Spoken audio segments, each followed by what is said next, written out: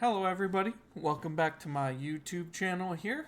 This week we are working on our final demo and our overall research results for our UI UX class. Just to briefly go over the app for anybody who may be just joining in.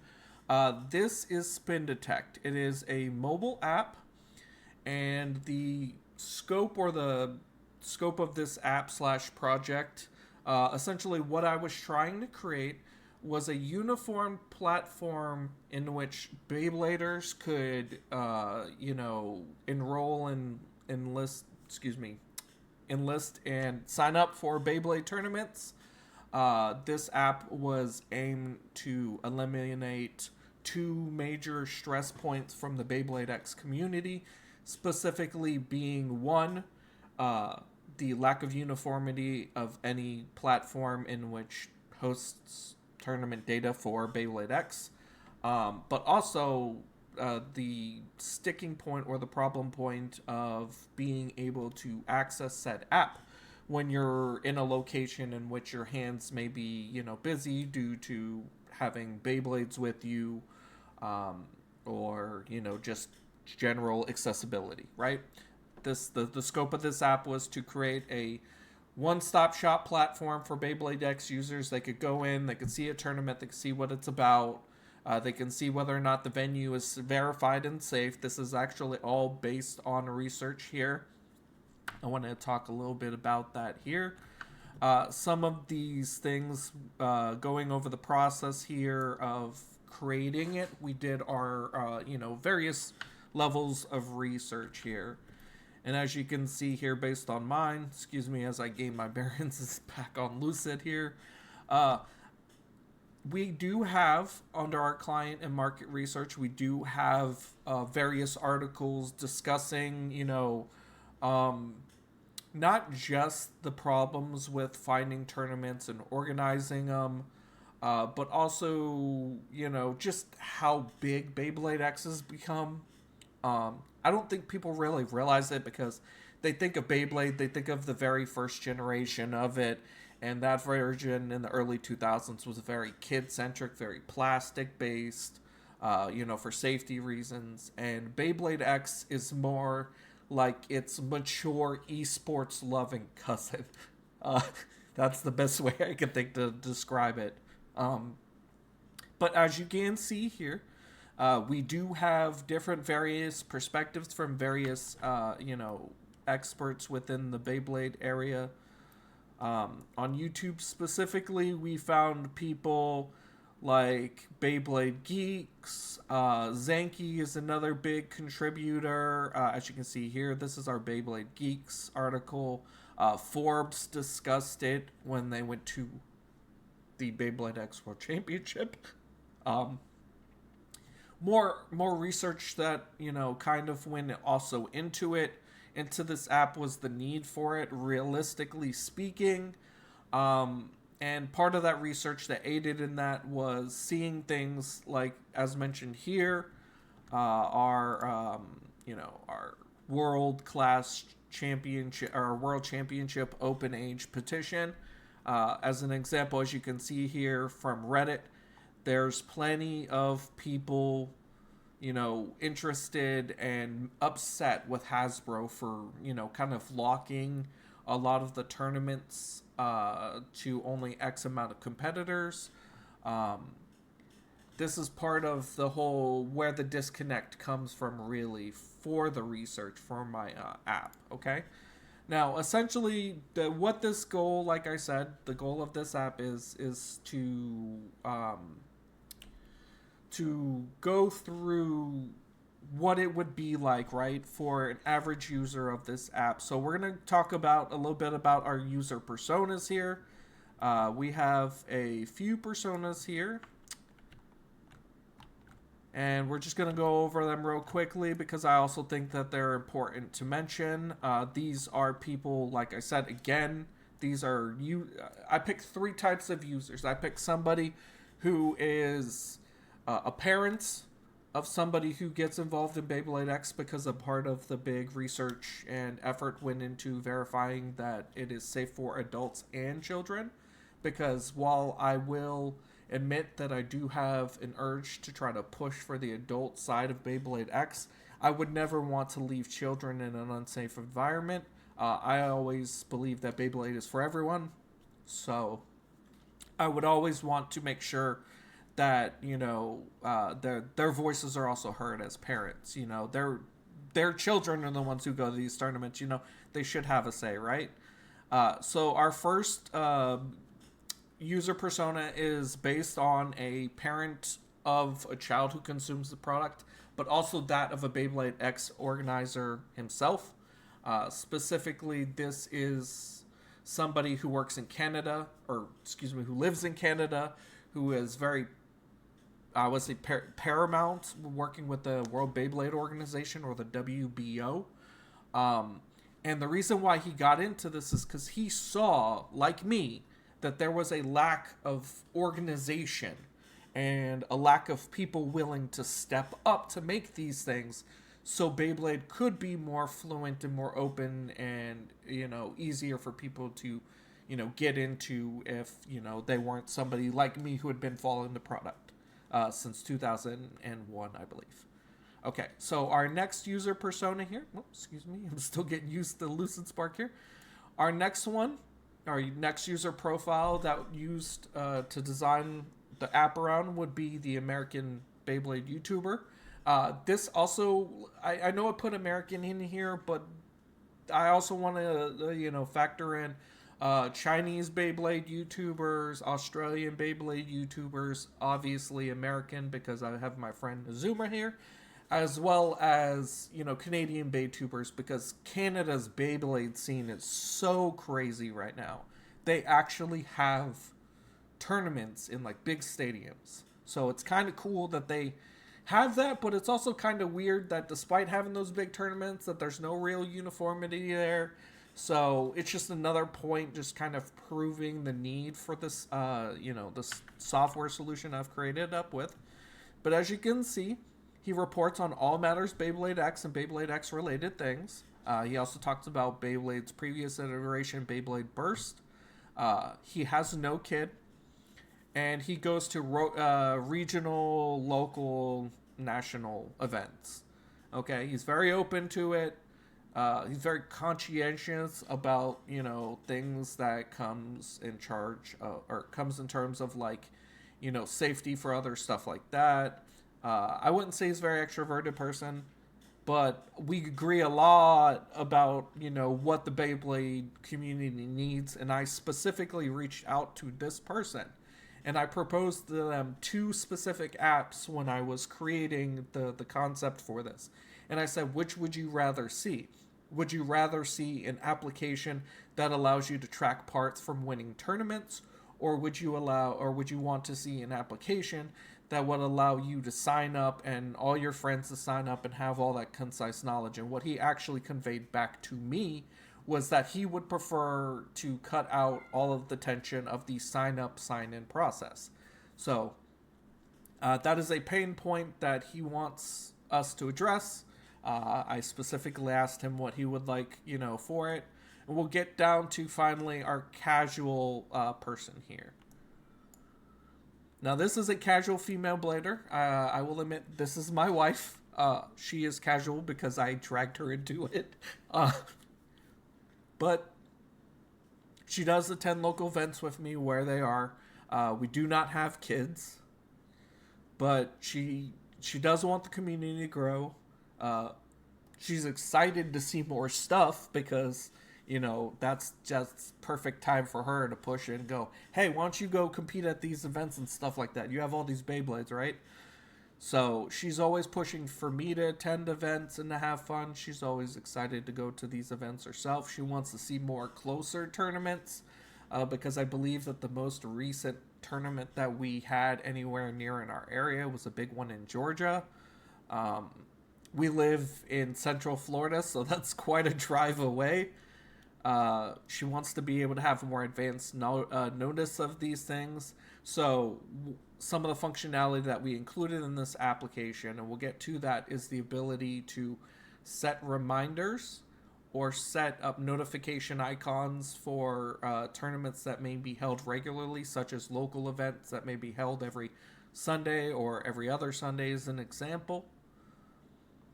So these are our user personas that we were basing this application around. This is the feedback that we have been provided from them through interviews and various discussions. Let's go and talk about we'll walk through what the app is supposed to convey, right?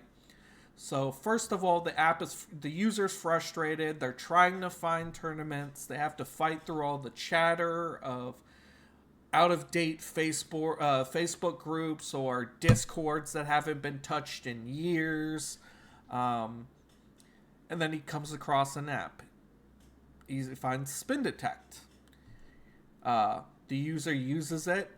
He can discover local tournaments or national tournaments or regional tournaments. The user can see clearly defined rules. They can also see any other relevant information, like whether or not the venue is safe, or whether or not there's an entrance fee, for an example, right? So then the user, finding what they like, they excitedly enter the event, right? And once they're signed up for the event, then they can set a reminder notification that lets the user know when the event is, right? And what all of this boils down to and fits into is I hate to say it from a very silly standpoint, as you can see from my crudely done drawings here as a storyboard, it's meant to be one-handed.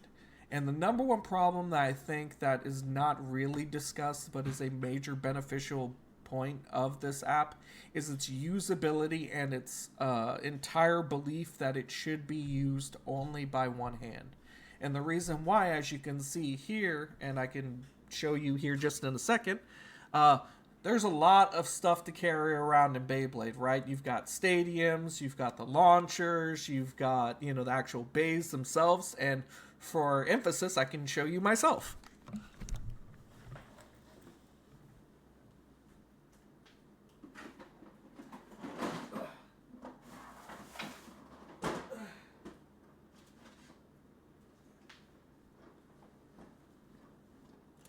As you can see here, this is much of my Beyblade stuff, and this isn't even the half of it. Imagine having to drag all of this around in a bunch of stadiums that are heavy and big like this. By the way, that's what this whole big box is full of, is nothing but stadiums. Now imagine, if you will, excuse me as I get back in my center frame here, as I move my Beyblade products. Now imagine, if you will, trying to go to a tournament and you have to carry all of this stuff. It'd be very hard for you to do, right? So the goal of SpinDetect is to eliminate that from being an issue. Excuse me. SpinDetect, its whole philosophy is, like I said before, it has to be done with one hand. Okay? So essentially, the user gets to the event, their hands are bogged down, and it's very heavy. You can see I'm out of breath just from holding these Beyblades alone. Cannot stress enough, Beyblades are heavy. You would think not, because it's a tiny little metal top, but when a tiny metal top turns into 50 metal tops, or I think at this point in time I have over 100 Beyblades at this point, it gets to be quite a lot, okay? So not just reminders, but the whole app itself needs to be functional based around one-handed navigation, okay? So we want to make sure that the user is able to show up at the event, and rather than have to fight for their boxes here, they can just use their one thumb slide, check in, and everything's good to go. The user competes, the user gets to have fun, but what does that look like in practice? Okay, well, let's go ahead and get into the actual app here. Now, this is designed around the four main flows that the user should experience when navigating the application, right? So the four flows, I guess, you would have would be to sign up for an account and log in. We would have the browse tournament / sign up for the tournament. We would have our event reminder flows, and then we would have our account profile settings flow. So we're going to go ahead and get started here. We're just going to go and display this. Give it a second to load. Okay, and as you can see, this is our home page here. We're going to go ahead and we're going to start walking through the process here of first we're going to create an account, and then we'll go ahead and log in, okay? So first, we want to put in our full information here. We're going to click Join SpinDetect as it takes us back to the login page. We can then test whether or not it actually signed us in. We can see the same email account, and it brings us to our actual home page. Now, what this would do in a fully working age is this would be a fully working scanner, and it would display within a map radius of 50, 100, 50 to 50, 100, and 25-mile increments or whatever, but it would display events, okay? And as you can see here from our view detected events, it shows you the list of events up here. There are some filtering options that you can do. However, at this moment, they are unfortunately not attached to anything because I only put in test tournaments. But let's go ahead and walk through one of those, okay? I'm going to show you two specific tournaments when we're going to walk through this flow. I'm going to show you what it looks like when a tournament is safe and verified for everybody to use, and what it looks like when it's not. That way we can ensure integrity for the users, okay? So first one we're going to click into is going to be our Spring Championship 2026. As you can see here, it's got a little information on the tournament card. It says April 15th at 9 a.m. It shows that it's at the Coliseum Comics in Kissimmee. Can't verify whether or not they actually do Beyblades. I just used them because they were right down the street from where I used to live.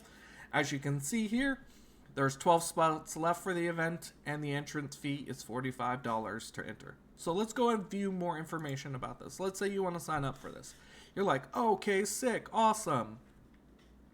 It looks good. It tells you a little bit about the tournament. As before, it shows you all the same things before. Let's say it's an event that you see, oh, this is a regular event, and I want to go to this. Okay, well then you can just hit the notification bell, and it's turned on. If you want to verify, you can also see it right here. It is set to the reminders working properly, and it says remind me one day of before, so that way you will get that 1 day notification prior to. But we're going to go back over here. Let's go ahead and go in our tournament again. Because I did go back through a different flow, it did deselect this, so I'm going to just go ahead and reselect it again. Let's go ahead and register, okay? As you can see here, it takes the user then to a checkout page where they can confirm and pay their, entrance fee. If this would, under the perfect circumstances, this would go directly to the venue itself. The processing fee would be more or less our portion for displaying that information for them. We go ahead and hit confirm and pay.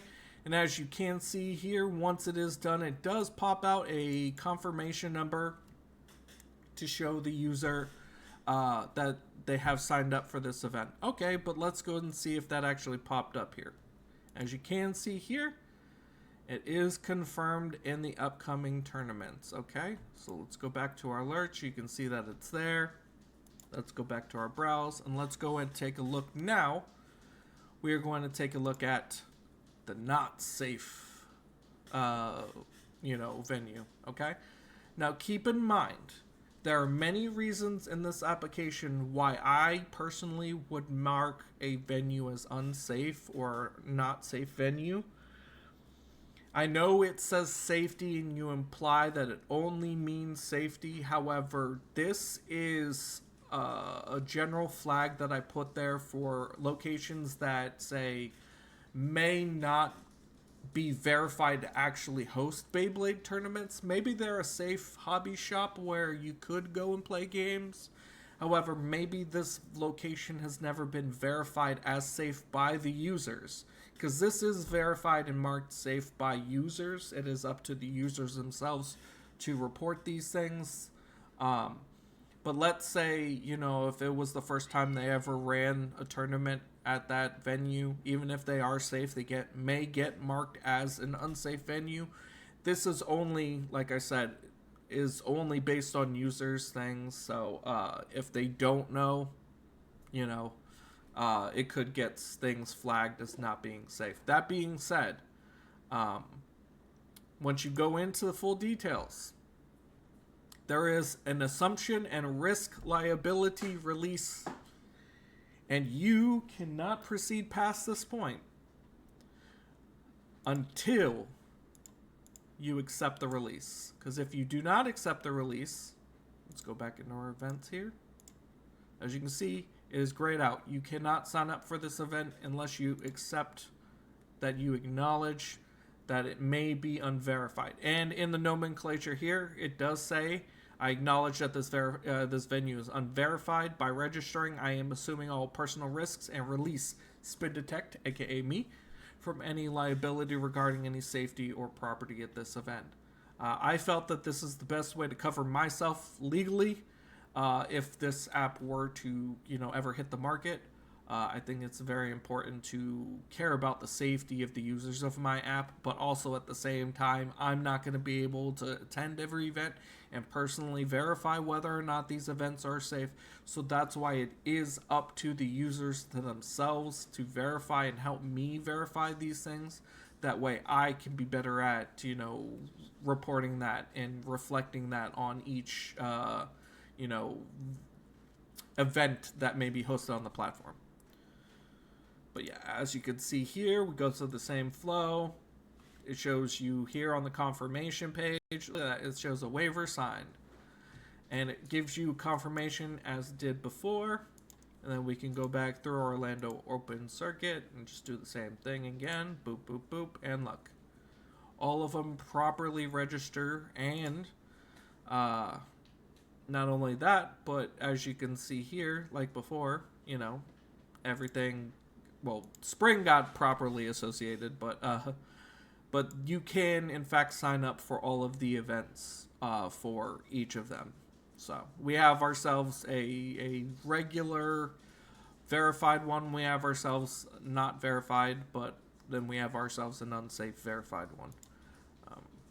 But yeah, that's my app. It's very simple. Oh, I forgot to mention the functionality of it. We do have 4 main navigation tabs. That's our home tab. It's our home page where we can view everything, view our detected events, etc. This button here is another way to get to browse. Browse allows you to view all tournaments. That speaks for itself. Alerts, that's where all of your alerts that you would sign up for would go to. Your profile has a bit of information about you, your statistics, how many tournaments you've totally entered, how many you've won, what your average win rating is at that tournament. It has a bit more information in it, as you can see here, like previous tournaments that a user might have competed in the past, as well as show their placement. Now, granted, I've never competitively bay battled, so I've always placed myself low. That's why these placements are so low. But also, we have more settings here that the user can go to. They can look at their notification settings. They can turn off and on confirmations for tournament reminders. They can view a help center. They can change your password. All user authentication tools needed to run this application. But yeah, that is my SpinDetect mobile application. I hope you guys enjoyed it. I hope you guys have a great night. Thank you.